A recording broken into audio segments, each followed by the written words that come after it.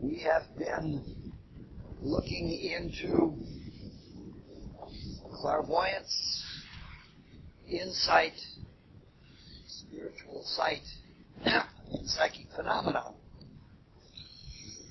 This morning we're going to look at things in a much different way.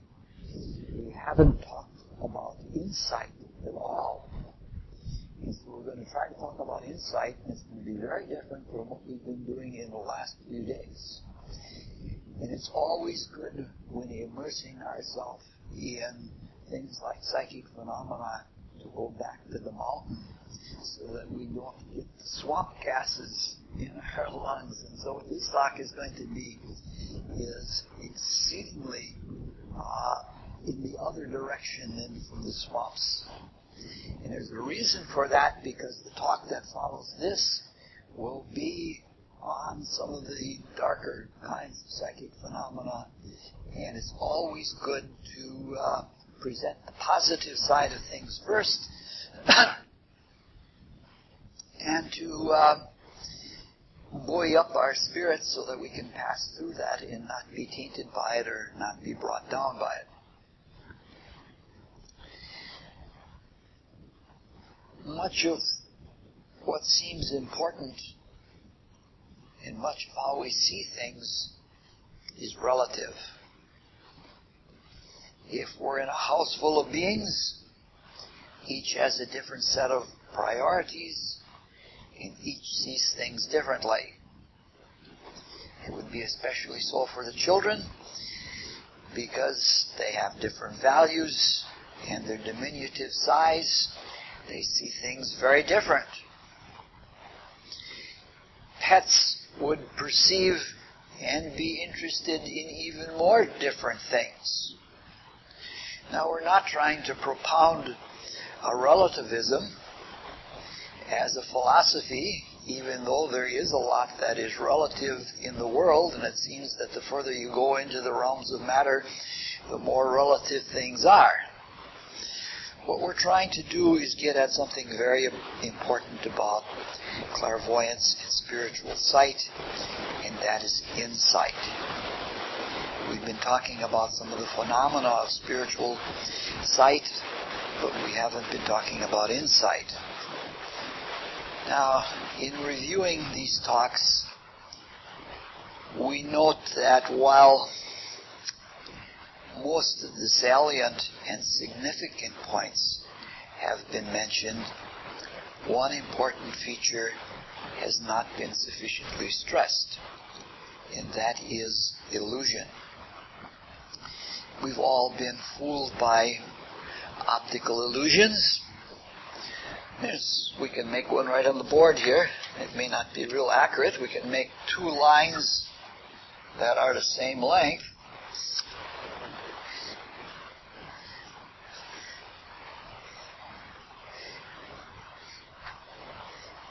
But if you look at the one on the right, it looks much shorter than the one that's on the left. That's one kind of illusion. That's an optical illusion. If you like studying illusions, Scientific American every month has a thing where they give you a little experiment where you can see how, because of the way the brain is put together, that there are all kinds of illusions that you can produce for yourself. And it's just month after month. They're just very amazing things. Without even dealing with clairvoyance, we can find all kinds of other illusions here in the dense world. Some of them are relativistic. For example, what is smooth to us might seem rough to an ant. There are glamour illusions, such as if I were looking at the comeliness of a woman's body and not looking at the inner character, I would be missing the best part of the person. We have an illusion of thinking of other people's bodies more than we think of their spiritual beings. When we address someone, we don't close our eyes.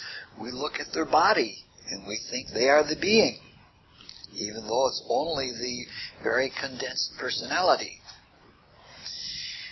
There are illusions that combine this relative scope and perspective together with glamour and ignorance. Some of those are thinking that this world is made exclusively for our enjoyment and for no other reason. Because we have these illusions, we often make stupid and painful decisions for ourselves and for others. However, life is more than just the avoidance of pain. It is positive. So if we're trying to understand what the truth is, the name of this talk is, how do we know the truth? We are told, for example, in a very positive statement, you shall know the truth, and the truth shall make you free. We are told by that same being that told us that you shall know the truth, and the truth shall make you free, that living the truth is a joyous experience. So there are both negative and positive questions to ask, positive reasons to ask the question of this talk, how do we know the truth? It's not a new question. It is actually asked in the Gospels. In St. John's Gospel, when Pilate is interrogating Christ Jesus, he asks, what is the truth? Of course, since Pilate represents the very worldly life, his answer is more cynically rhetorical than it is or the question is more cynically rhetorical than if a truth seeker asks that same question, what is the truth? He is more like looking at the pretty body and face of somebody and asking, what is she like? Than a psychologist who is delving into the motivations for unexplained behavior, or a theologian asking the question, what is salvation? So this is a rather light asking of that question. We are trying to avoid unnecessary pain for ourselves and for others, and we are trying to participate joyously in the life of Christ. So in the fullest sense, how do we know the truth, or what is the truth, is very important to us. A lot of people make a lot of mistakes and have continued illusions, believing that they are living in truth.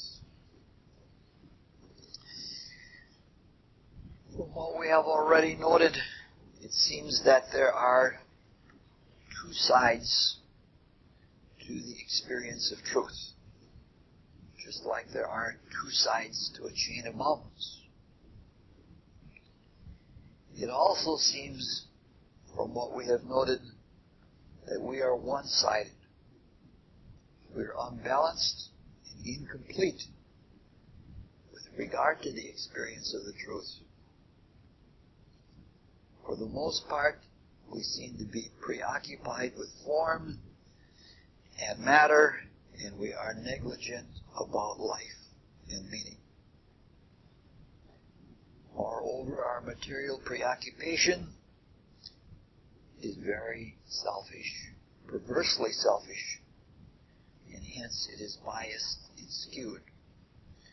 Now, people here are people that have dedicated themselves to a different life, a life of unselfishness, but it turns out every day that I find some new kind of selfishness in myself. So maybe you guys may be saints, but I'm not.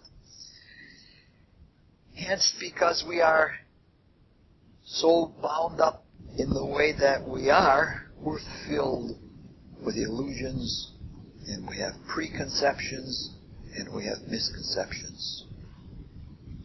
It's sad to say that, for the most part, we're much more like Pilate than we are like Christ Jesus. Thus, the difficulty with clairvoyance, or spiritual sight, which is what we're really seeking for, is not a matter of sensitivity, it's a matter of illusion. Even the problem of sensitivity, as we've been looking at it, is a consequence of materialism.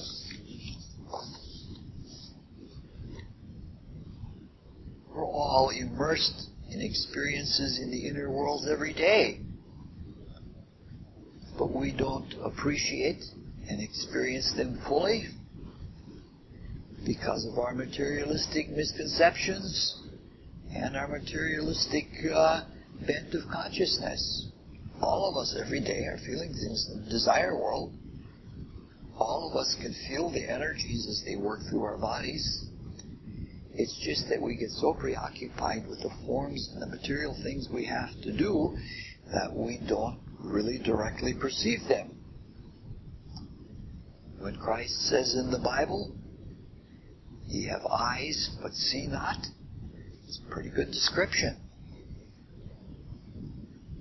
We are very fortunate if we meet a single person in our entire lifetime who is not predominantly materialistic in their outlook.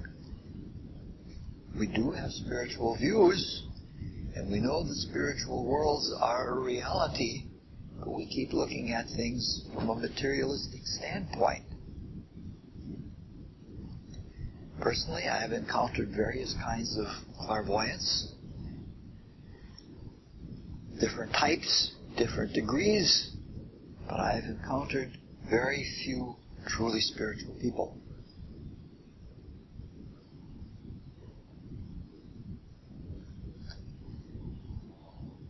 Clairvoyance, even simple clairvoyance, is exceedingly difficult to attain.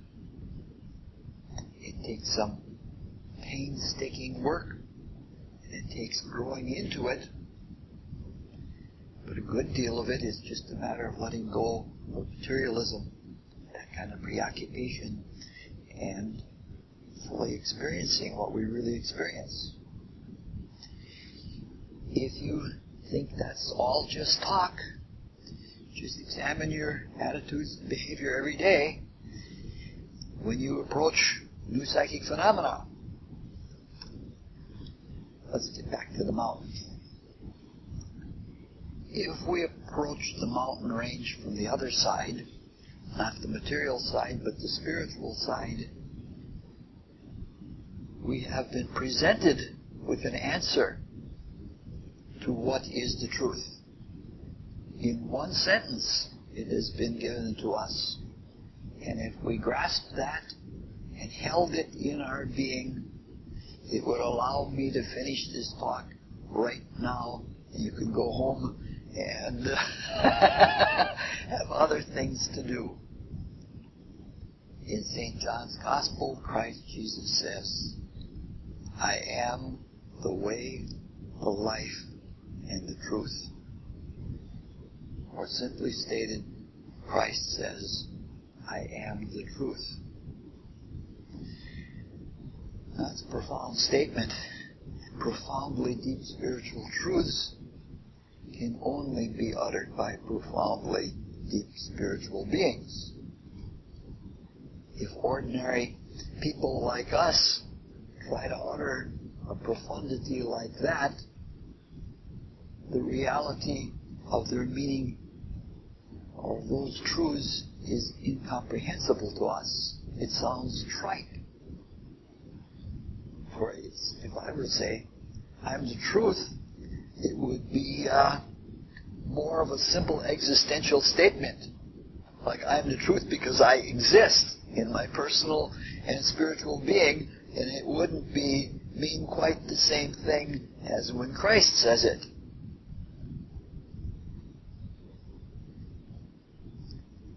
The reality of the statement when Christ says it has a different kind of certainty to it. It has a different kind of surety to it that comes from its life. It's indubitable. But even the physical reality has indubitability about it, especially if you stub your toe. So the statement when Christ makes it, it's not like saying that Elizabeth is over there, and that is the truth. It's something much more profound, and it's something we're going to try to plumb and get at. So let's look at the idea of truth and illusion and some of the corollary issues. Let's try to answer the question, what is the truth and how do we know the truth? The Bible gives examples of approaches from both sides of the mountain range. One side in the Old Testament says something to the effect of, to know God, one must believe God is. Now that statement is a little bit tautological and circular, and because of that, it's somewhat unsatisfying. However, if we remember that God is a spirit and must be worshipped in spirit and truth, and that the deeper things of the spirit transcend the mind, and certainly meager language, then we can begin to understand things like that, statements of that nature. The Bible says something else. It says, on the other hand, in the New Testament, try the spirits and find them wanting, which is a very different thing from saying, to know God, one must believe God is. Since spirits includes God, the universal spirit, it is not blasphemous to question the one, or to try the one, to try the universal spirit. So we're beginning to see that the mountain of God has two slopes, one of belief and its kind of indubitable experience, and one of complete and answered doubt, which is a different kind of indubitable experience. We can take both slopes of the divide, the watershed, and we can find a bilateral interdependence of belief and questioning. That's what we'll try to do, but it'll take us a little while, and it's a very arduous journey. Mystics claim that the deepest that the mind penetrates into the spirit is a region in the region of abstract thought or ideational thought called the region of germinal ideas of form. That is right near the watershed at the top of the mountain. That's as far as we can go from the mind, from the material side of things. Our most common experience of that realm is the study of abstract mathematics or of logic. I don't know if any of you have ever taken a course like analytic geometry or calculus, or if you remember it if you do. But sometimes the mathematics professor will prove a theorem or a proposition by delineating a really long, complex argument that is called a proof. And that argument is the concatenation of resolving one mathematical truth proven to be true, and then adding it on to another one, and lining them all up, and finding out that the thing to be proved is true. It usually ends with a QED, a quad erat demonstratum, that is, which was to be proved. If you ask that mathematics professor, how do we know this is true? The professor will probably look at you with a gaping look and say, isn't it obvious? And he'll take you through the same long, complex chain of one proven thing after another, maybe even asking you if you agree that each step has been proven true. And if you ask the same question again, you'll get the same process again. If the professor is really trying to help you, he'll give you a different line of logic, because almost any mathematical truth can be come at from different directions. Some are more efficacious in turning the lights on. And so if you keep asking that question, you will keep getting more and more proofs. But eventually,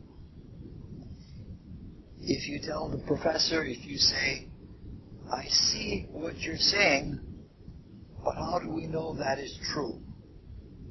Then the professor will say something very remarkable. He'll say, because it is logically and intuitively true. And that's a very remarkable statement. And you hear it from mathematicians all the time. They are at the deepest level that one can go in the realms of form. The form is nothing more than the most abstract idea. That's the watershed. So, even the mathematician, with all of that very abstract logic that is so close to the truth, needs intuition. The intuition is from the other side of the watershed. So, the watershed has, right near the peak, it has rigorous logic on one side and pure intuition on the other side. You could say that on one side it is the depth of the region of ideational thought, and on the other side it is the realm of the life spirit. The life spirit that is truly the body of Christ. Either by itself, for the mathematician, would be insignificant and fruitless. To give you an example, there are a large list of very ingenious proofs for the existence of God. But each and every one of those proofs, though logically impeccable, can be turned on itself, and it can be used as a proof to disprove the existence of God. So no matter how rigorous and logical it may be from logic, an abstract form requires intuitive spirit in order for it to be fruitful, in order for it to result in truth. Similarly, or in a slightly different way only, a pure spiritual experience might seem self-sufficient, and it might seem supernally blissful in its own life. But in a strange way, it still needs limited experience for its fulfillment, even though that sounds blasphemous. Christ Jesus said it at the foot washing. He indicated that he needed his disciples as much as his disciples needed him. The Spirit needs us as much as we need the Spirit, but the need is a different kind of a need. It's not like God is needy or something like that. So that's right at the watershed, the continental divide, and it holds true on both sides. You can't have a one-sided mountain. A mountain has to have two sides. Another fascinating feature about the watershed is that it transcends self. And when it does so, it transcends to the altruistic selfness of the life spirit. That's what intuition is composed of. God is not a respecter of persons. And truth transcends individuality, that idea of self, divinely conceived. We take an example of a mathematician, and he ponders a new proposition, something that is completely unheard of in mathematics before. This happens throughout the history of mathematics. It's reasoned through to a logical and intuitive conclusion. And then you have a new theorem in mathematics. But being human and not always in the spirit of truth or in the truth itself, the mathematician is all alone. All alone. It's a very important spiritual place to be, and we can go into that, but it's not germane to what we're doing. But in that all alone state, as a human, he may not remain certain of a conclusion. All of us have figured some things out and have come to intuitive conclusions in moments of inner reverie, and then at other times we doubt them because we don't stay at the top of the mountain all the time. And so what the mathematician will do, and this happens all the time, is he'll go to another mathematician and see if that other individual also finds that this is logically and intuitively true. Eventually, if the theorem is published, the logic must have passed the test of any mathematician. And it must prove logically and intuitively true to all of them. This necessity of the truth having to be proven and discovered by anyone represents one side of that altruism. That it's the same truth for everyone. That's what the purity of the life spirit is. The same rigor is applied to science and art on the form side of the mountain. But there are additional problems and possibilities of illusion that one finds on the form side. So let's briefly look at some of them while we try to develop a sketchy philosophy of science to answer our questions and thereby improve our lives and maybe improve our method of improving our lives. Some Christian mystics imply that all waking consciousness occurs at the watershed. We're going to have a talk about that. It's going to be the second last talk that we go through. The idea that all consciousness, all waking consciousness, all waking self-consciousness occurs in the relationship of the human spirit and the life spirit. It'll be the second last talk. I think it'll be something like the 7th, 7th of February. Further, since form is so rare and meaning is so palpable at the continental divide, and one is on the form side, there is a second kind of intuition.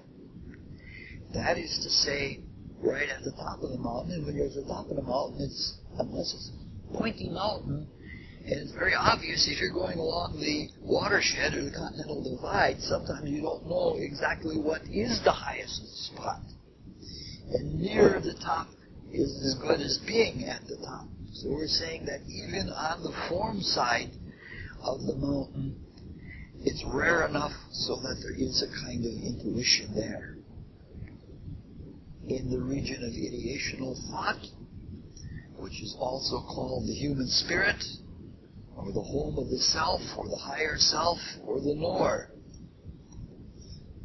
there is an intuitive consciousness, an experience of knowing that is called Neptunian intuition, because Neptune is associated with that state of consciousness, especially because of its chaotic nature, where all the ideas are together at one in an immense complexity.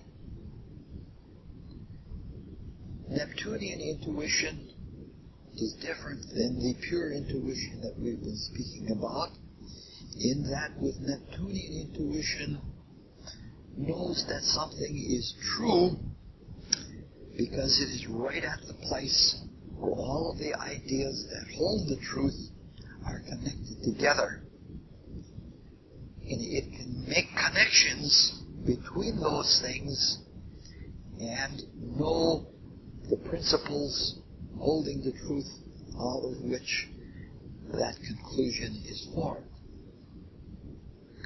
So the Neptunian intuition knows because it was there ab initio. It was there right from the very beginning.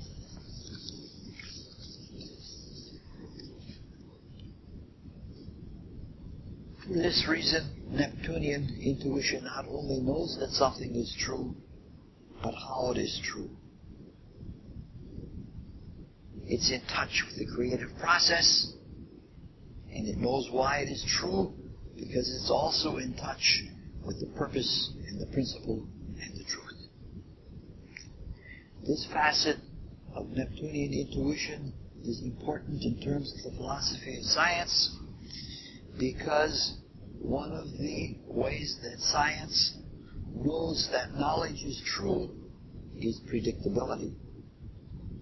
So the ability to predict or explain through other observable phenomena that have not yet been observed is a way of telling the truth.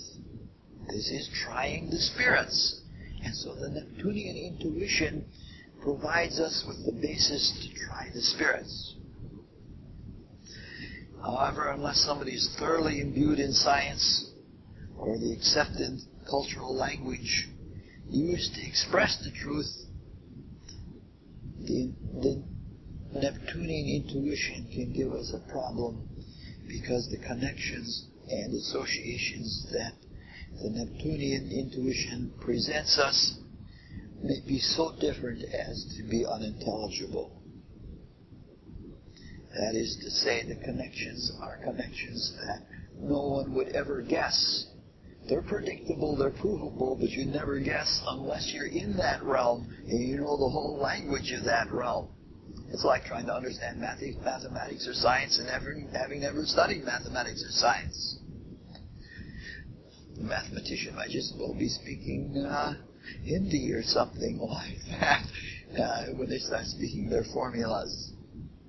The intuition from the other side of the mountain, the other side of the cosmic continental divide, the life spirit is called Uranian intuition. The Uranian intuition is in itself total and immediate. It is an instantaneous knowing of the truth. It doesn't explain how or why of the truth, because the truth that it gives is unconditioned truth, unconditional truth. So it is truth or meaning without an idea to even contain it, and it is even beyond the form that we would call an idea. One feels this kind of intuition rather than having an idea. And the feeling that one has is like the feeling of feeling unconditional love. The life spirit is filled with life.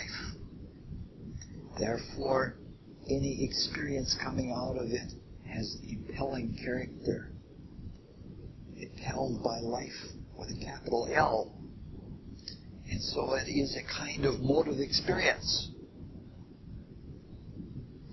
One knows what to do and doesn't care why or doesn't care about how, one just does it. The purpose is sufficient. Exactly like when Paul is fighting with himself and he has the intuitive experience, and it comes in the form of saying, my grace is sufficient unto you. You know, it's the water that when you drink of it, you're full, you don't thirst for anything more. The intuition has that quality, the Iranian intuition.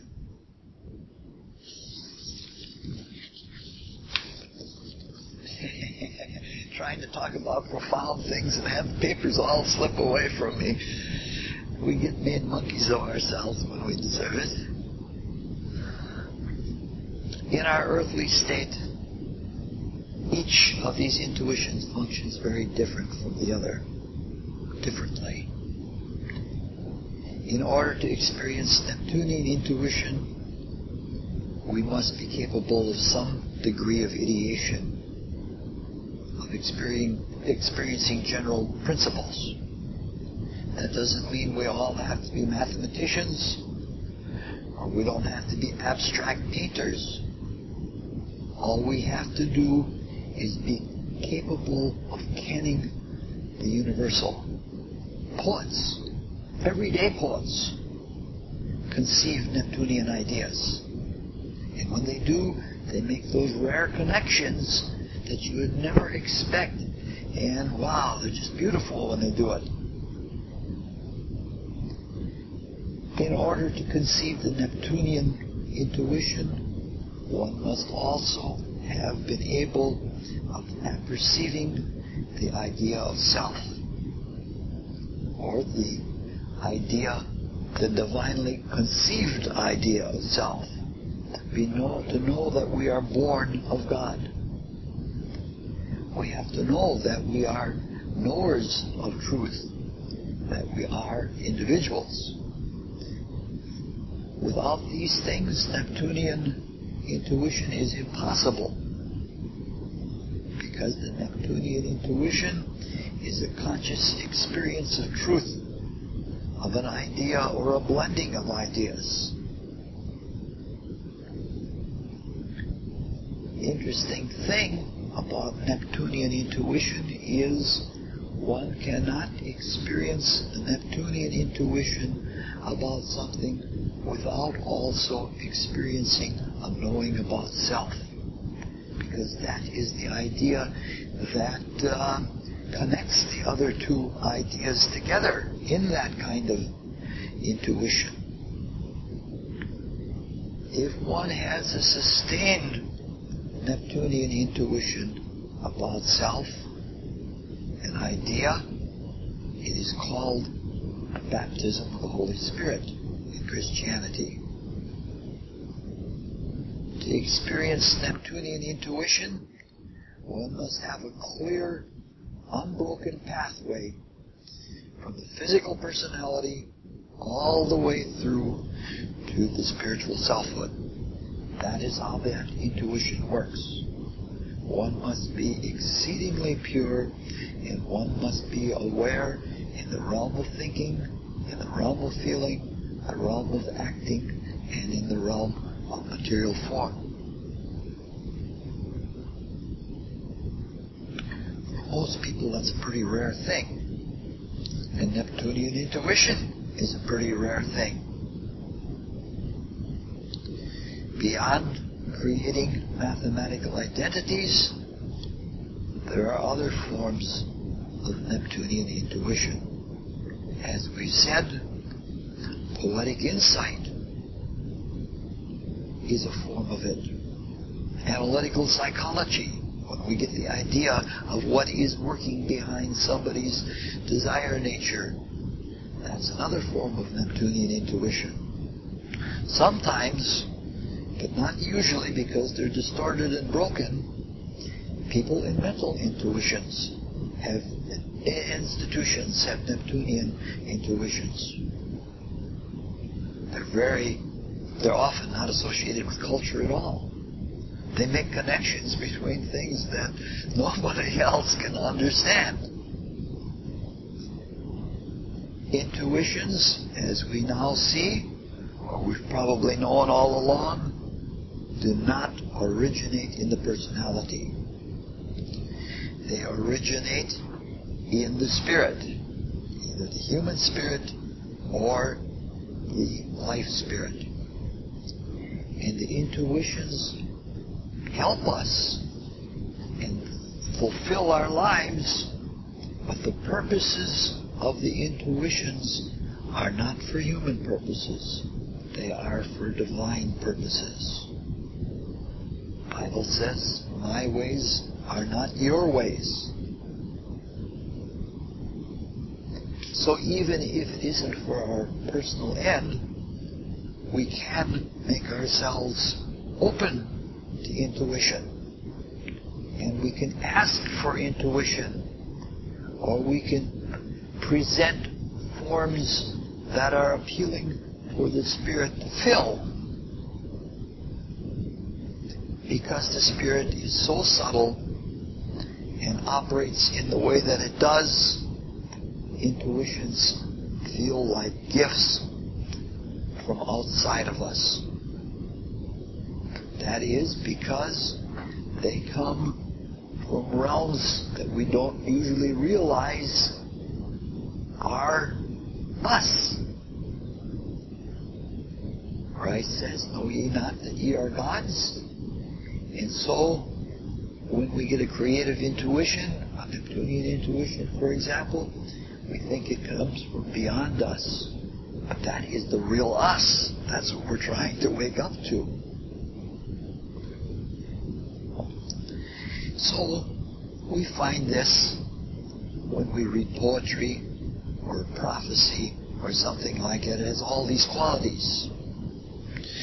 Now, even though intuitions aren't our daily fare, and sometimes they are rare experiences, they are so satisfying and they're so wondrous that they're worth all of the effort of preparing ourselves to be open to them.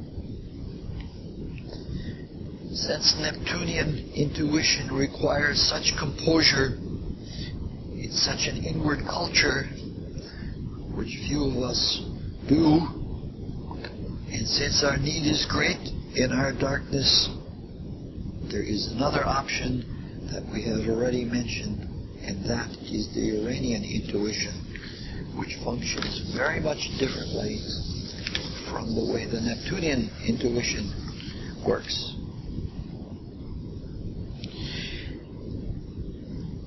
Uranian intuition is accomplished by a very different cosmological creative principle than Neptunian intuition.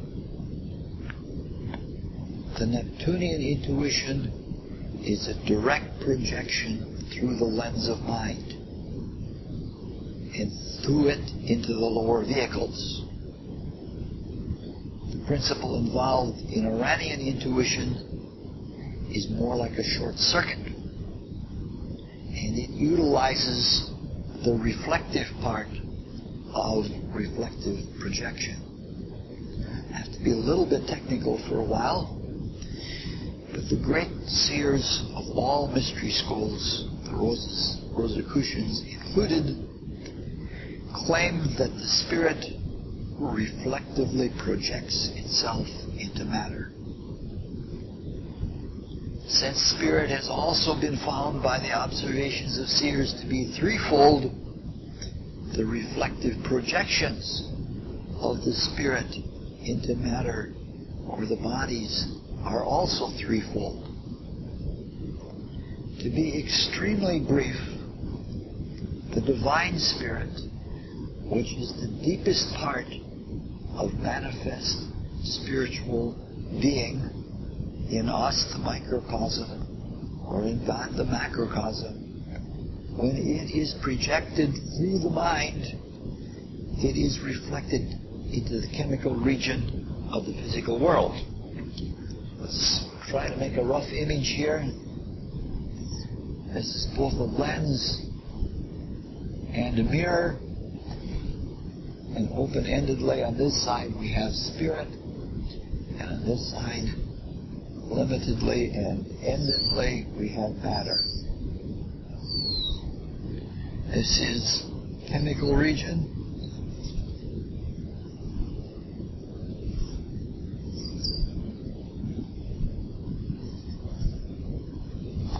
A physicist would say all sorts of things about focal length and things like that. But the divine reflectively projects itself through the lens of mind. We find it in the chemical world. The dense stuff, this stuff.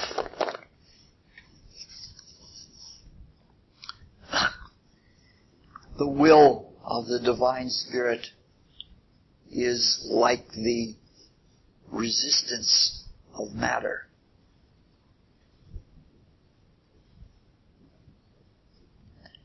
The next most deep realm is the life spirit.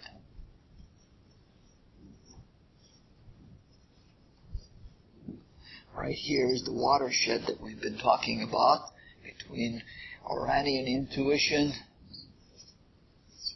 and Neptunian intuition.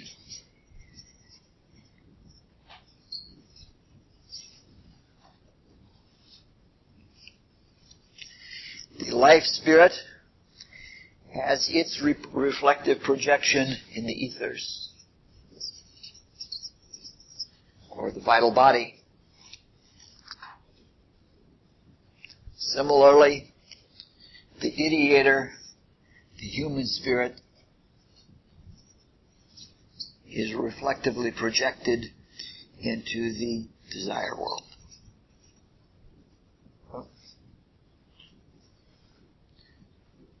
When we say reflectively projected, it means that spirit can reflect off of the ideational mind and know itself in reflection.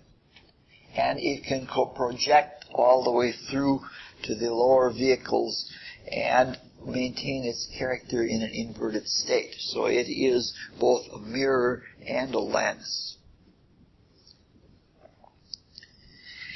Since it is a lens-like phenomenon, there is a reversal, or there is an inversion in perspective. The whole cosmology of it, as it is now in this state of the evolutionary creation, is portrayed with this hourglass figure, with the triangles or the cones touching each other. The spirit is now indwelling in human beings, and it can enter right into the personalities. The pictures like this are terrible because there's something external. But what it is, that instead of being low like this is outward.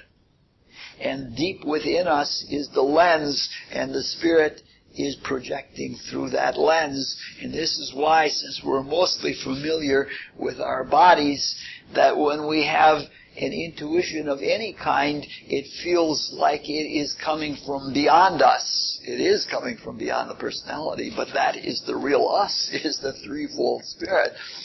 And that is where the experience is most important. Since we have become self-conscious, or as we are becoming self-conscious and the spirit is becoming indwelling, we can experience the material experience, and we can also experience the intuitive spiritual knowing. Now, there is always a harmony between the spirit and its reflective projection. What happens in the case of the Iranian intuition, that pure truth can bypass being projected through the mind. And it does it by a harmonic, this is my reflection, I can do this directly.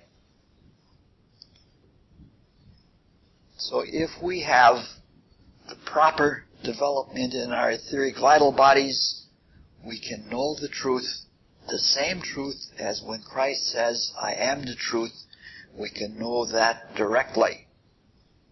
That is what the Iranian intuition is. It's a direct, immediate experience of truth right in our vital body, which is part of our personality.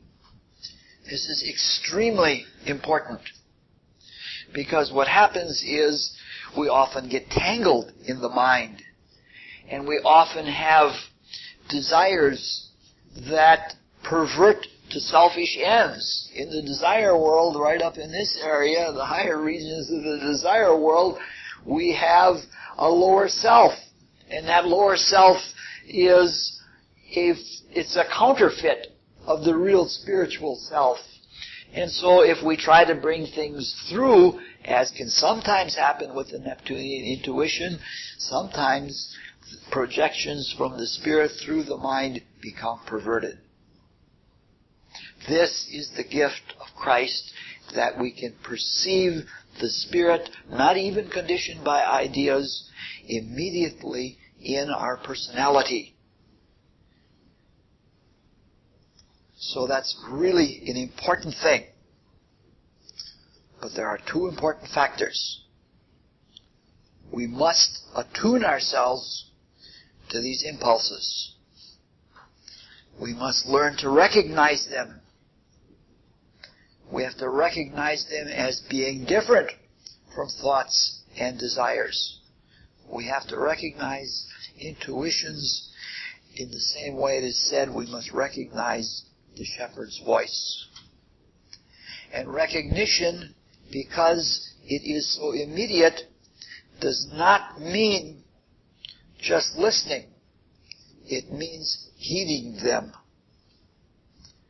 If we heed intuitive impulses, that is the way they are proved in us. The second important factor is we have to have developed etheric vehicles. We have to have the soul material, because unless there is soul material for the intuition to strike upon, there can be no intuition. This is why some people are more intuitive than others. They have more of the etheric soul material. Now, the first factor, learning to listen to intuition and heed it, it's a matter of practice. In some ways, it's a knack. It's like listening to and hearing and heeding anything. There are lots of ways that we can get that intuitive knack. Some people are spontaneous dancers, or some people play music by ear. And that is a factor of spontaneous intuition. The second factor, building the soul material so that we can be intuitive, is much more demanding. It's a matter of evolutionary status, which is a fancy way of saying it's a matter of how well we participate and have participated in ongoing lives. One of the central places where the life spirit strikes in the soul body is in the region of light ether.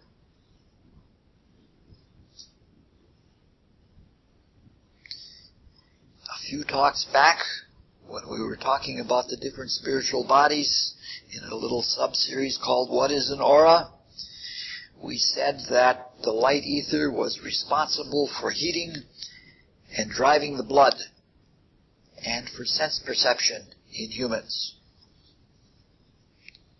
We also said at that time that you can consciously attract light ether and build it into your soul body. Now you can see why this is so important. If we don't have the soul material, we can't experience intuition. And so let's review a few of the little things that we can do in everyday life that give us the soul material so that we can experience the truth and that we can know the truth in a very positive way. The positive pole of the light ether heats and drives the blood. Where the blood is where the life spirit is in the body, especially the heart. The blood promotes biological action or biological life, whether it's digestion or muscular action. Therefore, every time we do a deed for others, because the life spirit always thinks of others, it isn't even a self, it's selfness. All of the other selves are expressions of selfness. So every time we do a deed for others, beyond self-motivation, we attract light ether. When we do something altruistically, or when we do something from the goodness of our heart, or if we do something for the focus of the life spirit, if we do something for the Christ's sake, we get new light ether built into our aura. This kind of soul growth depends upon how we live, especially in the blood, and what we do with the blood. The negative pole of the light ether is responsible for sense perception. So every time we perceive and assent to the truth, to the beauty and the goodness of reality, we are growing in soul material. We're making ourselves more open for intuition. So whatever gets you to realize the truth, the beauty, and the goodness of reality around us is promoting soul growth. It's very important because that is one of our works in the world. We are the only self-conscious perceivers in this external material world. The animals perceive, but not self-consciously. We are the only beings that are here in this world that is the primary focus of our entire life. We're the only beings that can take the experience outside and give it as a service to God. And especially realizing the divine characteristics, truth, beauty, and goodness. So we're trying to answer the question, how do we know the truth? So far we have tried to establish that we know the truth by intuition, and we're stating that intuition is a living truth of spirit. And we've come to the conclusion that there are two varieties of intuition, each one immediately abutting the watershed of the mountain of truth. And we stated that both kinds of intuition can be encouraged or cultivated and grown into. And we've looked at a few little hints about it. Now let's look into this whole idea of trying the truth. We are now focused mostly on the form side of the mountain.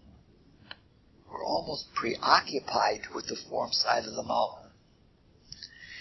So much so that we have great difficulty discerning truth. It's painfully obvious that the further we go down the form slope and proceed into matter, the less there is of conscious meaning. It's like going down the side of a mountain. You can see what's immediately in front of you, but you can't see the whole picture like you can when you're at the top of the mountain. Looking at a rock isn't usually as meaningful as looking at a poetic insight. It does have objective reality. It's indubitable if we stub our toe on it. It has enough objective reality so that some folks think that it is the only objective reality, the things we can stub our toes on. But that objectivity is spotty. It's separate. However, even if it is a more discrete and separate objectivity, it is an expression of the universal objectivity. Therefore, there must be at least some limitation to universal objectivity in order to understand or try the truth of the matter. When most people hear the word limitation, it becomes onerous or it becomes irksome. It is thorough. And because of limitation, the truth is more than mere existentialism.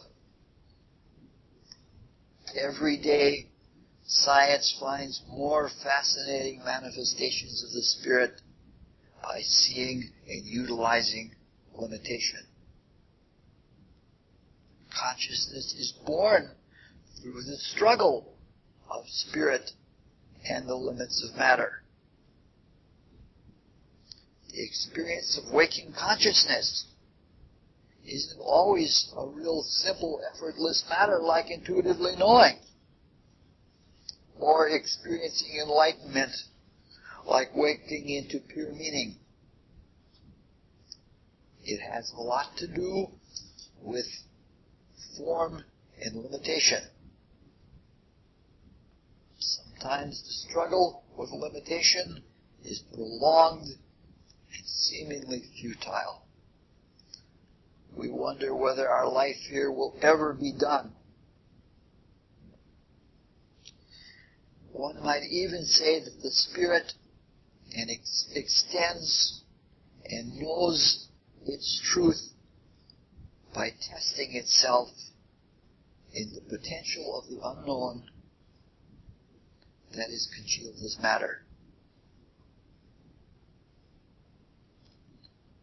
It grows and extends itself through the limiting unknown of matter.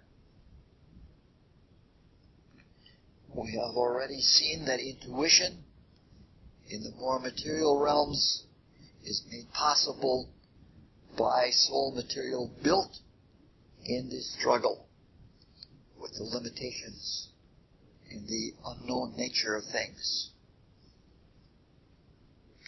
We could have seen that transcendental enlightenment is also a consequence of this activity in human beings. We can see that spirit is materialized in forms, in bodies, and that matter is spiritualized into soul through this interaction. And throughout the whole interaction, consciousness is awakened. We can see that it's attested to by the evolution of forms in matter, and by the soul growth that we get by spiritualizing our material experiences. So the process of knowing and becoming the truth can be greatly enhanced by deliberate, self-conscious participation in that process. No matter what the material realm, if we consciously give ourselves to it, if we experience what we are in, either by perception or by immediate interaction, working in the garden, if we give our full attention to it in a positive, controlled receptivity and expectation, we find ourselves let into the realm of meaning through intuition. We know the truth. This process and its results are not barred to anyone. You don't have to be sophisticated. You don't have to be highly educated and knowledgeable.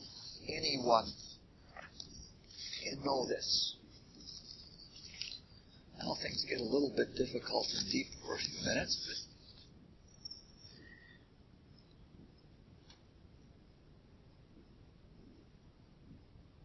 we could proceed further down the spirit slope of the watershed, and that has its own problems and its own illusions. And that would take way too long because those problems are very subtle and they're very difficult to grasp because many have almost no form. It would give us more of a kind of consciousness that most of us do not possess in the waking state, a deep transcendental consciousness. But there are so many facets of this slope, the material slope, that we haven't begun to touch on. So far, everything we have looked at has been done from an anthropocentric viewpoint.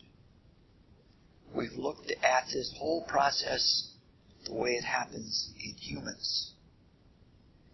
Now that's fine because that's where we are and that's where our work is. But if we want to be bigger people, if we want to wake up to the reality of divinity, we have to put ourselves into a divine perspective. Instead of saying, what's in it for me, we can try, without being trite, asking, what's in it for God? It may sound blasphemous, but one could ask, aren't all of these almost endless repetitions of evolution bringing potential beings to God extremely boring? Isn't an omniscient God who knows everything? Is God, because of all of these endless repetitions, experiencing some kind of existential ennui? There are people that think that way.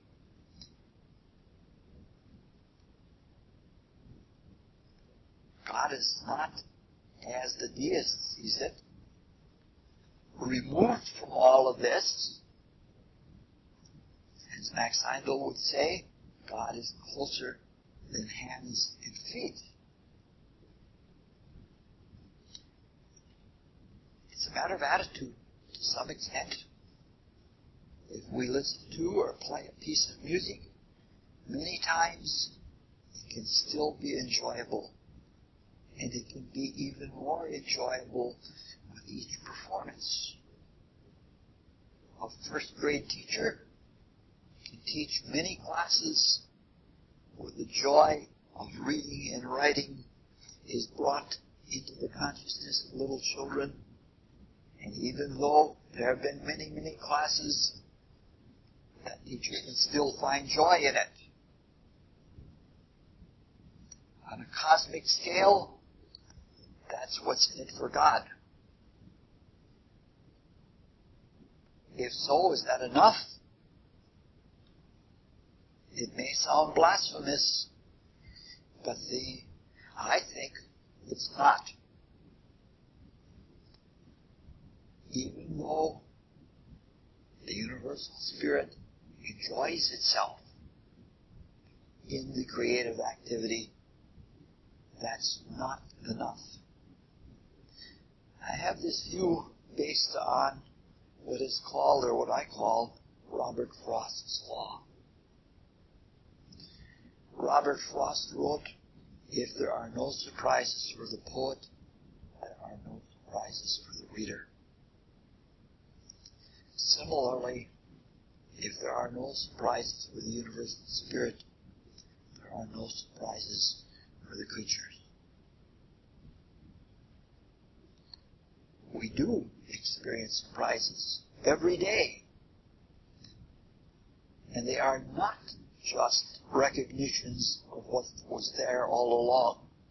A good amount of it is a recognition of what was there all along. So if we're experiencing new things that have never been experienced by any other being before, it's impossible that the universal spirit is not experiencing new things.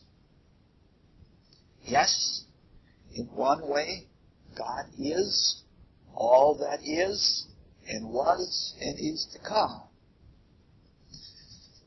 But that doesn't mean that the non-being potential of the Absolute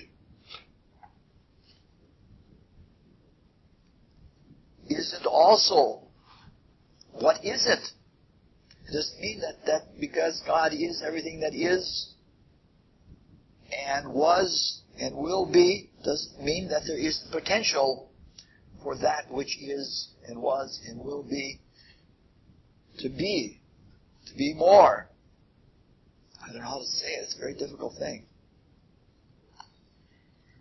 This evolutionary creation is a creative experiment for the universal spirit, as our creations and our lives are for us. In some respects,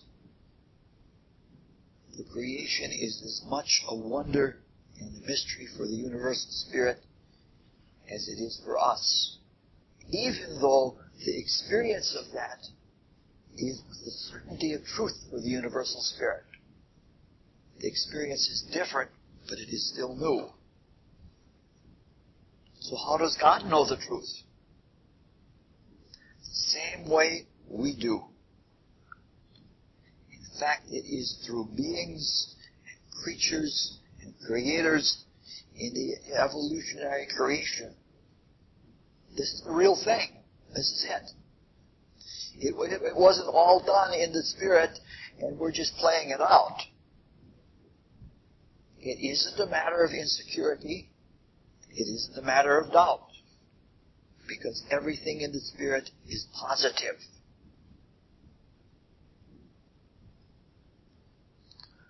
One finds things by thinking found, not by thinking lost. If you have lost an object, you get that confused notion, and you say, where is it? And it's a bothersome notion. But then when you remember where you placed it, you have that idea of thinking found. If you can think found from the very beginning, you can draw yourself to the truth. And that thinking found is what the experience is like in the spirit. So it isn't a matter of uncertainty, even though it is a creative experiment. The spirit knows and it thinks found. It looks and it creates because it knows that there is more truth in it. And so it is ongoing creation. So divine security endures even in temporizing uncertainty. So, matter can be seen as the creative dream of God, of what could be. And it could be seen as, a congealed cosmic ignorance of non-being, or the unbecome, and that those can exist simultaneously.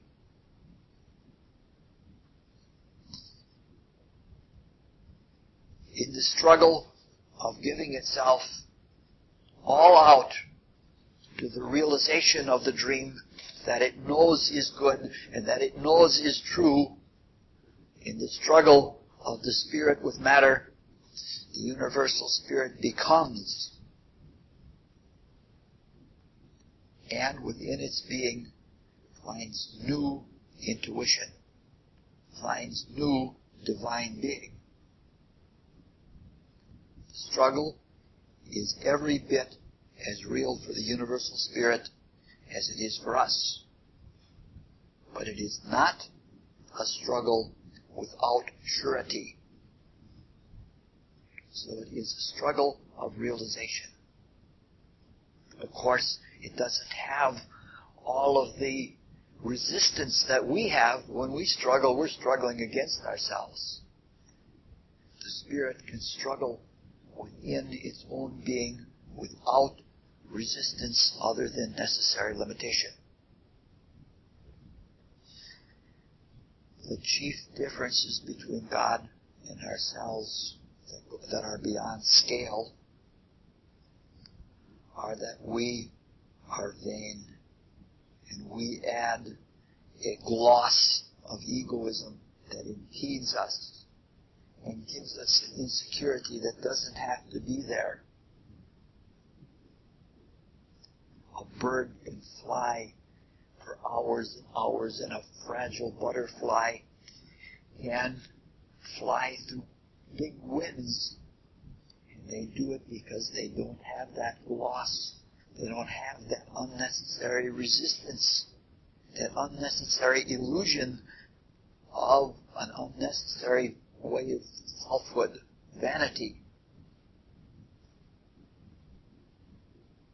The only difference then between us and the divine is that attitude. The attitude in the spirit of surety and of truth, and ours hampered by illusion. There's a big difference between uncertainty and insecurity.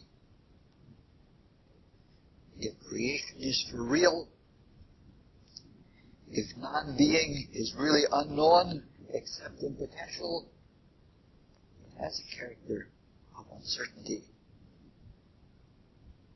So, the Creator, or the creative spirit, must play make-believe for keeps, and it gives all of its life completely, but not strenuously, but with that spiritual power that comes with the subtlety of the spirit that is not strained. Unless it is given completely, it won't be realized or successful.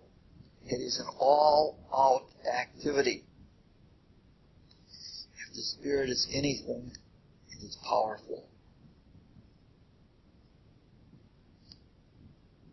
And that application of power, we don't have a word for.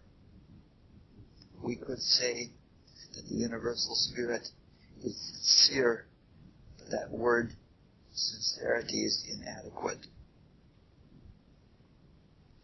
The beautiful thing about knowing the truth is the way that it is experienced, and that it is useful, and that it is testable, and that testability is the actual living out of the truth, the fulfillment of it. To have proven something to exist and work is wonderful. If we have our best feelings by feeling useful, by participating, by serving, think of how it must be for the divine. The universal spirit gives itself to give this creative dream to share with all of us. And all of us are participating in the realization of the positive dream because it can and could be done. And over a very long, slow process, all of us are becoming, as the universal spirit is becoming in a way it knew in itself it could be. And because the universal spirit lays down its life, it proves its life for all of us. It serves us by giving us the dream. Just think of what the feedback must be for the universal spirit with every creature and being in the cosmos bringing back all of this new discovery of the selfness of the universal being. So even in our little lives, it's wonderful to know that one can demonstrate knowledge, and that it can be proven, and that the spirit can be tried, and that the spirit is not only proven by being tried, it is improved. It is made better. It's hard for us to imagine because when we have even the least little glimpse of spirit, it seems so eternal. The scope is so large, but it's happening. Wonderful thing is that when we are proved, it is just as Max Heindel says, It's like the diamond being put on the lapidary wheel.